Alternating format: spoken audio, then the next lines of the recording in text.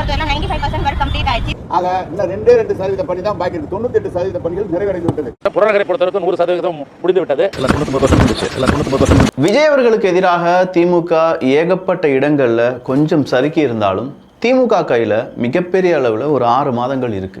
இந்த 6 மாதங்களில் not only Vijay அவர்களுக்கு எதிராக, அதிமுகக்கு எதிராக, நாம் தமிழர் கட்சிக்கு எதிராக, இந்த பக்கமாக இருக்கக்கூடிய பாஜகவுக்கு எதிராக இப்படின்னு சொல்கிற பெரிய தலைகள் எல்லாம் இருக்காங்க பார்த்தீங்களா, இவங்களுக்கு எதிராக உண்மையிலேயே இந்த 6 மாதத்தை திமுக சரியாக குறி வச்சு அடித்தாங்கன்னா அடுத்த முறை தேர்தலில் அவங்க வின் பண்ணுறதுக்கான வாய்ப்புகள் இருக்கின்றன.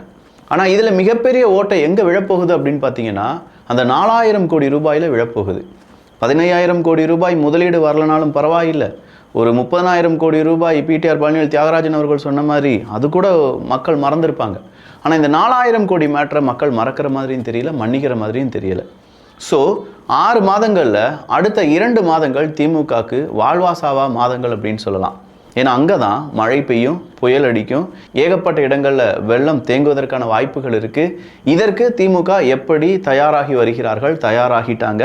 அந்த 4000 கோடி ரூபாய் செலவு பண்ணதில் இப்போ எந்த மாதிரியான நிகழ்வுகள் நடந்துகிட்ருக்கு, அதை தவிர என்ன முக்கியமான அப்டேட் எல்லாம் நடந்திருக்கு அப்படிங்கிறதெல்லாம் இந்த ஒரு பதிவில் பார்க்க போகிறோம். இது ஆழமான அரசியல் சதுரங்கம்.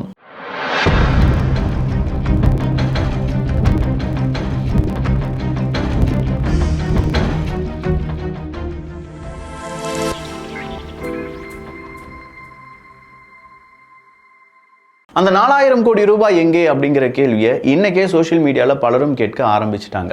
நேற்று தான் கிளாம்பாக்கம் பஸ் ஸ்டாண்டில் என்ன உண்மையை நடந்துட்டு இருக்கு அப்படிங்கிறத நம்ம சொன்னோம்.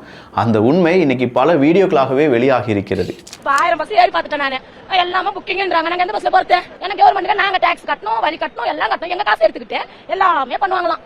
வாங்க சார், நான் 2 மணி நேரமா நிக்கிறேன், பஸ் விடுறீங்களா? கிளம்பாக்கம் பஸ் ஸ்டாண்ட்லேருந்து வரக்கூடிய நபர்கள் எல்லாருமே சொல்றது என்னன்னா, 2 மணி நேரம் நான் நடந்துட்டு இருக்கேன், 3 வயசு குழந்தைக்கு சாப்பாடு கொடுக்க இடம் இல்லை, சாப்பாடு இல்லை, நான் சாப்பாடை கட்டிட்டு நடந்துட்டு இருக்கேன், பஸ் இல்லை, எல்லா பஸ்ஸும் புக்கிங் சொல்லிட்டு இருக்காங்க. அப்படின்னா புக் பண்ணாமல் வரக்கூடிய எங்களை மாதிரியான ஆட்கள் என்ன செய்வோம் இப்படிங்கிற பல கேள்விகளுடன் அங்கே இருந்த மக்கள் அலைப்பாய்வதும் அதை கேள்விகளாக கேட்பதும் அது எல்லாமே ஆளும் கட்சிக்கு எதிராக மாறுவதும் அப்படிங்கிற இந்த செய்தியை நீங்கள் பார்த்துருக்க மாட்டீங்க. ஏன்னா இந்த செய்தியை இப்போ இருக்கக்கூடிய மீடியாக்கள், அதிகமான மீடியாக்கள் ஒளிபரப்ப மாட்டாங்க. இன்னொரு செய்தியை ஒளிபரப்பியிருப்பாங்க. கிளாம்பாக்கம் பஸ் ஸ்டாண்டில் எல்லாரும் ரொம்ப ஹாப்பி என்னாச்சு, எல்லாரும் ஆடலும் பாடலுடன் சேர்ந்து செமையாக என்ஜாய் பண்ணாங்க அப்படிங்கிறதுலாம். ஆனால் அது சுத்தமான உருட்டு. ஏன்னா எந்த ஒரு மனிதனும் நான் சொன்ன மாதிரி இந்த மாதிரி ஃபெஸ்டிவல் டைமில், அதுவும் வீட்டுக்கு போக வேண்டிய டைம், பஸ்ஸு கிடைக்குமா கிடைக்காதா, சீட்டு இருக்குமா இருக்காதா அப்படிங்கிற டைமில், சீட்டு கூட வேண்டாம், அட்லீஸ்ட் ஒரு காலை உள்ள வச்சு நான் நின்றுட்டா மட்டும் போதும் இப்படின்னு சொல்கிற ஒரு மனநிலைமையில் தான் இருப்பாங்களே தவிர உட்காந்து பாட்டெல்லாம் கேட்டுட்டு வாய்ப்பில்லை ராஜா. அந்த பாட்டு நீங்கள் ஏன் போட்டிங்க அப்படிங்கிறத 2026 தேர்தலின் போது கிளாம்பாக்கம் பஸ் ஸ்டாண்ட்லேருந்து யாரெல்லாம் ட்ராவல் பண்ணாங்களோ அவங்க கொஞ்சம் யோசித்து பார்த்தாலே முடிஞ்சு போயிடும். ஸோ கிளாம்பாக்கம் பேருந்து நிலையத்தில் ஏற்பட்ட சிக்கல்கள் இப்படி இருக்கும் பட்சத்தில் அடுத்ததாக 4000 கோடி ரூபாய் எங்கே அப்படிங்கிற ஒரு கேள்வி உருவானது. காரணம், தமிழ்நாட்டில் சில இடங்களில் மழை, அந்த மழை பெய்த கொஞ்சம் நேரத்திலே அங்கே சகதிகள் வந்ததாகவும், குறிப்பாக மழை நீருடன் சேற்று நீரும் அங்கே இருக்கக்கூடிய கால்வாயும் அங்கே இருக்கக்கூடிய காவாயும் ஒன்றா சேர்ந்துருச்சுப்பா, அதை நாங்கள் எப்படி குடிக்கிறது, அதில் எப்படி நாங்கள் வாழ்கிறது அப்படிங்கிற கேள்வியுடன் அதிமுகவினுடைய ஐடிவிங்க ஒளிபரப்பிய பல வீடியோக்கள் இன்னைக்கு வைரல். அது மட்டும் இல்லாமல் கலைஞர் கருணாநிதி அவர்களுடைய பெயரில் இருக்கக்கூடிய சாலை, அந்த சாலை குண்டும் குழியுமாக இருப்பதும் அதில் மழைநீர் தேங்கி இருக்கக்கூடிய புகைப்படமும் மிகப்பெரிய அளவில் வைரல். ஏங்க, உங்கள் அப்பா பேரை சாலைக்கு வைக்க முடியுது, அந்த சாலை எப்படி இருக்குது அப்படிங்கிறத கூட உங்களால் பார்க்க முடியாதா? அந்த 4000 கோடி ரூபாய் எங்கே அப்படிங்கிற கேள்வியுடன் வந்து நிற்கிறது. ஸோ இந்த 4000 கோடி ரூபாய் அப்படிங்கிற இந்த மேட்டர் கண்டிப்பாக பெரிய சீற்றத்தை உருவாக்கும். அதற்கு இன்னைக்கு தமிழ்நாட்டினுடைய முதலமைச்சர் மு க ஸ்டாலின் அவர்கள் எந்த மழை வந்தாலும் எல்லாமே நாங்கள் தயார் நிலையில் இருக்கோம் அப்படின்னு சொல்லியிருக்காங்க. அதாவது எவ்வித மழையும் சமாளிக்க தயார் முதல்வர் மு க ஸ்டாலின் அவர்கள். எவ்வித மழையெல்லாம் வேண்டாம், நார்மலாக இருக்கக்கூடிய மழையை நீங்கள் சமாளிச்சிட்டாலே போதும். திமுக ஒரு 2 ஸ்டெப்பு அஹர்டாக எடுத்து வச்சிருச்சு அப்படிங்கிறது தான் அர்த்தம். அப்போ இதற்கு திமுகவை சார்ந்த எல்லாருமே உழைக்க வேண்டும். திமுகவை சார்ந்து இருக்கக்கூடிய அரசு அதிகாரிகள், இல்லை இவ்வளோ நாள் இந்த 4000 கோடி ப்ராஜெக்ட்ஸாக இருக்கட்டும், பிரியா அவர்களாக இருக்கட்டும், சேகர்பாபு அவர்களாக இருக்கட்டும், அவங்க போட்டு வச்ச அந்த அஸ்திவாரம்லாம் இருக்குல்ல, அது எல்லாமே இந்த 2026 தேர்தலுக்கான மிகப்பெரிய அஸ்திவாரம். அது ஆட்டம் காண்பதும் ஆட்டம் காணாமல் இருப்பதும் அப்படிங்கிறது இந்த மழையை பொறுத்து தான் இருக்குது. ஒருவேளை திமுகக்கு நல்ல நேரம் இருந்துச்சுன்னா இந்த வருடம் மழை அப்படிங்கிறது கம்மியாக இருக்கும். பட் மழை அதிகமாக இருக்க தான் வாய்ப்புகள் இருக்குது அப்படின்னு சொல்லி நிறைய பேர் சொல்லியிருக்கிறதுனாலையும் இங்கே சிக்கல்கள் அப்படிங்கிறத தொடர்ச்சியாக நம்ம பார்க்கலாம். இந்த இடத்துல இதை ஏன் நான் அழுத்தம் திருத்தமாக சொல்கிறேன் அப்படிங்கிறத இன்னொரு தடவை சொல்லிக்கிறேன். திமுக விரும்பிகள் யாராவது இருந்தீங்கன்னா நல்லா கேட்டுக்கோங்க. ஆல்ரெடி தாவேகாக்கு எதிராக நம்ம நிறைய விஷயங்கள் பேசிட்டோம். அதாவது திமுகவினுடைய ஊடகங்கள், அது விஜய் அவர்களுக்கு எதிராக ஏகப்பட்ட அஜெண்டா, ஏகப்பட்ட பரப்புரை, இது எல்லாமே பேசி முடிச்சிட்டோம். அப்போ ரொம்ப நாட்களாக இதை எதுவுமே வெளியில் பேச முடியாமல் ஒரு குற்ற உணர்ச்சியுடன் தாவேகாவினுடைய சில நபர்கள் இருந்திருப்பாங்க. இவங்க எல்லாம் என்ன நினச்சிருப்பாங்கன்னா, பாயிண்ட் வரட்டும் அப்படின்னு சொல்லி நினச்சிட்டு இருக்காங்க. என் தலைவனை பற்றி, நான் ரசிக்கக்கூடிய ஒருத்தனை பற்றி நீ இவ்வளோ தப்பாக பேசிட்ட, உன் தலைவனை பற்றி, நீ செய்த ஆட்சி முறையை பற்றி கிழிக்க வேண்டிய நேரம் வந்துச்சுன்னா வச்சு செய்கிறதுக்கு நாங்கள் தயாராக இருக்கோம் அப்படிங்கிற ஒரு மனநிலைமையுடன் இப்போ யார் இருக்காங்க அப்படின்னு பார்த்தீங்கன்னா தாவேகாவினர் இருக்காங்க. தாவேகாவினர் இதை சாதாரணமாக எடுத்துக்கிட்ட போல் அது விர்ச்சுவல் வாரியர்ஸ் கிட்ட கொடுத்துருவாங்க. ஸோ இந்த விர்ச்சுவல் வாரியர்ஸ் அப்படிங்கிறவங்க இதை சண்டையாக எடுத்து இது ஒரு யுத்த களமாக மாற்றுவார்கள். சோஷியல் மீடியா முழுவதுமாக இனி வரக்கூடிய 2 மாதங்களில் எந்த மாதிரியான பாதிப்புகள் இருக்குது, அது டிஎம்கேக்கு எவ்வளோ பெரிய நெகட்டிவை ஸ்ப்ரெட் பண்ணலாம் அப்படிங்கிறத பேஸ் பண்ணி தான் அவங்களுடைய அஜெண்டா அப்படிங்கிறது இருக்க போகுது. இதில் ஸ்கோர் பண்ணுறதற்கு அதிமுகவும் ட்ரை பண்ணுவாங்க.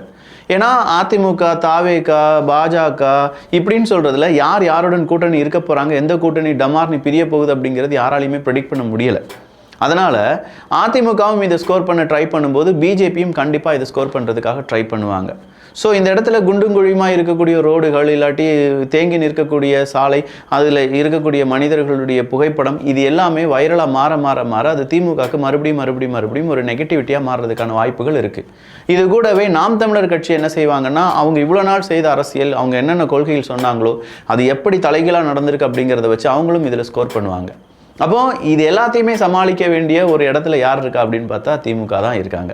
ஸோ அதனால தான் சொல்கிறேன், இந்த மழை சார்ந்து இருக்கக்கூடிய இந்த 2 மாதங்கள் அப்படிங்கிறது மிகப்பெரிய அளவில் திமுகவுக்கு ஒரு சிம்ம சொப்பனம் தான். சரி, இந்த நேரத்தில் மேயர் பிரியா அவர்களை சொன்னபோது அமைச்சர் சேகர்பாபு அவர்களை பற்றி சொன்னோம். அப்போ அமைச்சர் சேகர்பாபு அவர்கள் முன்னிலையில் தீபாவளி அதுக்கான நிகழ்வுகள் அது நடக்குது. ஹிந்தி போடா, தெரியாதுடா, டே வேணாண்டா எங்களுக்கு ஹிந்தி, ஹிந்தி நோ, நகி மாலும், சோட்டா தோட்டா இப்படிலாம் சொல்லி ஏகப்பட்ட இடத்துல வடக்கன்ஸ், பான்பராகவாயன்ஸ், பானிபூரியன்ஸ் அப்படிலாம் சொல்லி நிறைய நம்ம ஏகப்பட்ட விஷயங்களை அவங்கள கேவலப்படுத்திட்டோம், இல்லாட்டி வேண்டான்னு சொல்லிட்டோம், ஹிந்தி நமக்கு வேணானே சொல்லிட்டோம். அப்படிப்பட்ட ஹிந்தி திமுகவினுடைய மேடையில் ஒழிக்கப்பட்டது அப்படின்னு சொன்னால் அவங்களால நம்ப முடியுதா? ஏன்னா மொழி எதிர்ப்பு, மொழிக்காக உயிரை விட்ட ஒரு இனமடா என்னுடைய இனம் அப்படின்னு சொல்கிறதெல்லாம் அரசியலுக்காக மட்டும். அவங்களுடைய மேடையிலேயே ஹிந்தி எப்படி பேசப்படுகிறது அப்படிங்கிறத கொஞ்சம் பார்த்துட்டு வந்துருங்க. அதுவும் நம்ம தமிழ்நாட்டில். இதை நான் மட்டும் சொல்லலை, இன்னைக்கு நிறைய பேர் சொன்னாங்க ஓட்டுக்காக எல்லா வேஷமும் போடுறாங்க அப்படிங்கிறது தான். அடுத்ததா விசிகாவினுடைய மனக்குமரல். திமுக கூட்டணியிலிருந்து விசிகா வெளியேறினால் இதை மற்றொரு தீபாவளியாக கொண்டாடுவார்கள் விசிக தலைவர் திருமாவளவன் அவர்கள். விசிகாவை யாரும் சீண்டக்கூட மாட்டாங்க. அதன் பிறகு விசிகாவினுடைய தலைவர் திருமாவளவன் அவர்கள் நல்லவர் அப்படின்னு சொல்லுவாங்களே தவிர விசிகாவை பற்றி யாருமே பேச மாட்டாங்க, இல்லை திமுக பற்றி யாரும் பேச மாட்டாங்க இப்படின்னு சொல்லி அவருடைய கருத்துக்களை பார்க்க முடிந்தது. ஸோ விசிகா திமுக கூட்டணியில் இருக்கிறதுனால தான் பேசப்பட்டு வருகிறது, அப்படி இல்லைன்னா யாரும் பேச மாட்டாங்க அப்படின்னு சொல்கிறது அவருடைய கட்சி எந்த அளவுக்கு பாடி ஸ்ட்ராங், பேஸ்மெண்ட் வீக் அப்படின்னு சொல்லுவாங்கல்ல, அந்த மாதிரி இருக்கிற ஒரு நிலைமை தான் இப்போ விசிகாவினுடைய தலைவர் திருமாவளவன் அவர்கள் பேசியிருப்பது. திமுக இல்லைன்னா அவ்வளோதான், விசிகா முடிஞ்சிருச்சு அவ்வளோதான் அப்படின்னு சொல்கிற அளவுக்கு ஒரு பெரிய நரேட்டிவை செட் பண்ணிட்டாரு திருமாவளவன் அவர்கள். இதுக்கு பிறகும் திமுகவை விட்டு விசிகா வெளியில் வருமா, அந்த அளவுக்கு சுயமரியாதை விசிகாவுக்கு இருக்கான்னு கேட்டால் இல்லை. எவன் என்ன திட்டினாலும் சரி, எவன் என்ன பேசினாலும் சரி, திமுக விட்டு வெளிவர போகிறது கிடையாது அப்படிங்கிறது அழுத்தம் திருத்தமாக இதை விட கேவலமாக வேறு யாராலையும் சொல்ல முடியாது. அப்போ திமுகவை நம்பி மட்டும்தான் நம்ம இருக்கோம், திமுக விட்டு வெளியேறிட்டால் விசிகாவை யாருமே பார்க்க மாட்டாங்கன்னா இவ்வளோ நாள் நீங்கள் செய்த மக்கள் பணி என்ன? மக்கள் உங்களை பற்றி பேச மாட்டாங்களா? மக்கள் உங்களை பற்றி கேள்வி கேட்க மாட்டாங்களா? மக்கள் உங்களுக்காக இருக்க மாட்டாங்களா அப்படின்னு கேட்டால் இதுதான் அரசியல். நீங்கள் அப்போ ஒரு கூட்டணியை நம்பி மட்டும், இல்லாட்டி ஒரு கூட்டணிக்காக மட்டும் இருக்கிறீர்கள், மக்களுக்காகவோ மக்களுடன் இருக்கிறீர்களா அப்படிங்கிற கேள்விக்கு ஒரு -100 மார்க்குடன் இப்போது விசிகா நிற்கிறது. இப்போ விசிகாவுக்கும் டைம் இருக்குது, இன்னும் ஒரு 3-6 மாதங்கள் இருக்கா. அந்த 6 மாதங்கள் மக்களுக்காக உழையுங்கள், மக்களுக்காக நிறைய நல்ல விஷயங்கள் செய்யுங்க. பைசன் படம் வந்தாலும் சரி, எந்த படம் வந்தாலும் சரி, அதற்கான விமர்சனத்தை கொடுக்க உதயநிதி ஸ்டாலின் அவர்கள் வரார். விடியகாலம் 5 மணிக்கு வந்துச்சு பைசன் படம் நல்லா இருக்குங்கிறாரு. திருமாவளவன் அவர்கள் பைசன் படம் நல்லா இருக்குங்கிறாங்க. ஓகே, நீங்கள் சினிமா விமர்சனம்லாம் பண்ணுங்கள், எங்களுக்கு அதெல்லாம் பெரிய பிரச்சனை கிடையாது. ஆனால் மக்களுக்கான குரலாக சோஷியல் மீடியாவை நீங்கள் எடுத்து பார்த்தீங்கன்னா உதயநிதி ஸ்டாலின் அவர்கள் ரவுடி டைம் அப்படின்னு சொல்கிற புகைப்படத்தை பதிவு செய்வார். அப்படி இல்லைன்னா ஒரு நாயினுடைய புகைப்படம், சன்ரைஸ் அப்படின்னு சொல்லக்கூடிய ஒரு புகைப்படம், இதெல்லாம் தான் இருக்கும். மக்களுக்கான புகைப்படங்கள் ஏதாவது இருக்குமான்னு கேட்டால் ரொம்ப அத்திப்பூத்த மாதிரி தான் இருக்கும் என்பதும் குறிப்பிடத்தக்கது. சன்ரைஸே ஒரு ஸ்கேம் தான் அப்படின்னு சொல்லி இன்றைக்கி நிறைய பேர் பேசிகிட்டு இருக்காங்க. சன்ரைஸ்னால் ஏதோ ஒரு பட்டாசு கடை, அந்த பட்டாசு கடையை நிறைய இன்ஃப்ளூயன்சர்ஸ் வியாபாரம், இது நல்லா இருக்குது, 85% கம்மியாக கிடைக்கும்னு சொன்னாங்க. ஆனால் இப்போ பாருங்கள், அவங்க இழுத்து மூடிட்டு ஓடிட்டாங்க. ஸோ சன்ரைஸ் அப்படிங்கிறதே ஒரு ஸ்கேம் தான் அப்படின்னு சொல்லக்கூடிய ஒரு செய்தியும் இன்று நம்மால் பார்க்க முடிகிறது. அடுத்ததா கரூரில் செந்தில் பாலாஜி அவர்கள் கொடுத்த ஒரு நல்ல வேலை, இல்லாட்டி என்ன சொல்லுவாங்க, அதை ஒரு ஏதோ ஒன்று மக்களுக்கு நல்லது செய்யட்டுமே. எத்தனை மக்களுக்கு? 88,000 குடும்பங்களுக்கு குத்து மதிப்பாக நிறைய அண்டாலாம் கொடுத்துருக்காங்களாம். சில்வர் அண்டா, குண்டா இதெல்லாம் கொடுத்துருக்காங்களாம். ஏன்னா சில்வர் அண்டா குண்டாலாம் கொடுக்குறது 88,000 வீடுகளுக்கு இப்போயே தேர்தலில் தொடங்கிட்டாரா செந்தில் பாலாஜி அவர்கள் அப்படிங்கிற மாதிரி இருக்குது. அண்டா குண்டாலாம் கொடுத்து ஓட்டை வாங்கலாம்னு நினச்சிக்கிறாங்க. 88,000 வீடுகள், 50 ரூபா, 100 ரூபா, 200 ரூபா, 500 ரூபான்னு வச்சு பாருங்களேன். 88,000 × 500, கண்டிப்பாக 500 இருக்காது, ஒரு 1,500 கூட போட்டுக்கோங்க. அண்டாலாம் இருக்குன்னு சொல்கிறாங்கல்ல, எவ்வளோ ரூபா இது வருது. ஆனால் இதெல்லாம் இப்போவே செலவழிக்கிறாங்களே, இப்போ எலெக்ஷன் டைமில் இன்னும் பணம் தண்ணியாக செலவழிப்பாங்களா இருக்கும். பார்க்கலாம் என்ன நடக்குது அப்படின்னு சொல்லி.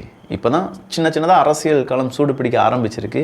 நாமும் இப்போ தான் அரசியல் படிச்சுட்ருக்கோம். இன்னும் நிறைய படிப்போம். அரசியலில் யார் நல்லவர்கள், கெட்டவர்கள், யார் நமக்கானவர்கள், யார் நம்மை ஏமாற்றுபவர்கள் எல்லாம் தெரிந்து கொள்ள அரசியல் சதுரங்கம் அப்படிங்கிற நம்ம சேனலை சப்ஸ்கிரைப் பண்ணிக்கோங்க. நல்லதை பகிர்ந்து நல்ல சமுதாயத்தை உருவாக்குவோம். நன்றி, வணக்கம்.